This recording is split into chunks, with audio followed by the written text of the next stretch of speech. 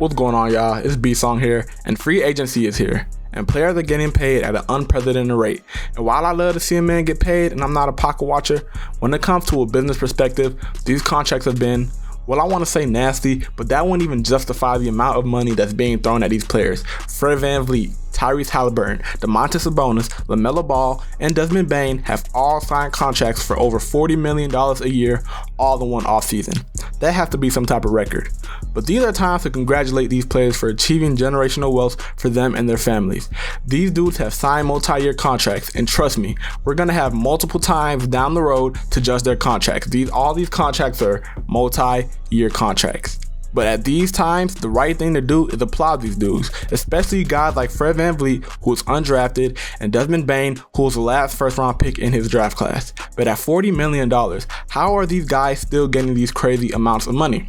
The salary cap is a limit to the total amount of money teams can throw at players. The NBA has had a salary cap since the 1985-1986 season in an attempt to control costs and parity. Now, of course, there's a reason so many players are getting paid in excess. For example, LaMelo Ball, a player who hasn't accomplished much in his career other than an all-star appearance and an all-rookie team, just earned himself a 5-year max extension that's worth up to $260 million. That's $52 million a year. Here is a table that shows how many players made $40 million a year just 3 years ago in the 2019-2020 season. 1. Steph Curry. And as for this upcoming season, we will have 22 players making at least $40 million this year. Let me put this into perspective. Chauncey Billups, an NBA legend, Finals MVP, future Hall of Famer, had a career salary of $103 million over a 17-year career. Fred VanVleet is making over $25 million more than that in just 3 seasons. And like said previously, it's because of the salary cap. Inflation is real, and the salary cap has increased year after year. Here's a graph of how much the first salary cap was. The first one being in 1986 being $3.6 million and last offseason being $123 million. And it brings up the question, how much will a player like Wemby sign for, or anybody who becomes a franchise player in this class? Now, of course, this is all projecting, but there's nothing that a little bit of research and math can't solve. With the new CBA and NBA players becoming as marketable as ever, the CBA had to come to an agreement to avoid the cap spike like from 2016 that got Nicholas Batum and Chandler Parsons $20 million annually. They have locked in salary cap increase smoothing up to 10%, which means that for whatever reason, if from one off season to the next, the cap grows beyond 10%, they won't actually let it get there. I can't map out how much revenue the NBA will bring in, but with the game continuing to grow massively, I'll say in 3 years, the cap grows about 12%.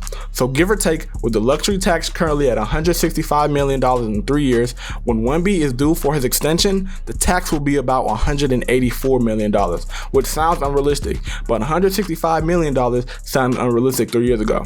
And with the max being about 30% of a team's salary cap, Wemby could be looking at a 5-year, $285 million contract, $57 million a year. Now, that took a lot of research and math, and I could totally be 1,000% wrong. I am nowhere near a genius in finance. It's all projection, and we can only wait and see. And the salary cap could literally only grow 2% in the next 3 years. But that's not the point of today's video. The point is that these massive contracts are about to become the norm. The league is continuing to grow, and the salary cap is based on the amount of revenue it brings in. So don't expect it to slow down anytime soon. Especially with the level of talent rising, more players are going to need more money. And please, when you want to get mad at somebody for signing a huge contract, do not get mad at the players. You know darn well if you were offered anything that's worth more than your actual value, you're taking it, no question. You're not going to find it anywhere else. Let's leave all the overpaid chatter alone for at least a season. Give them a season. Let them try and play to the level of their contract.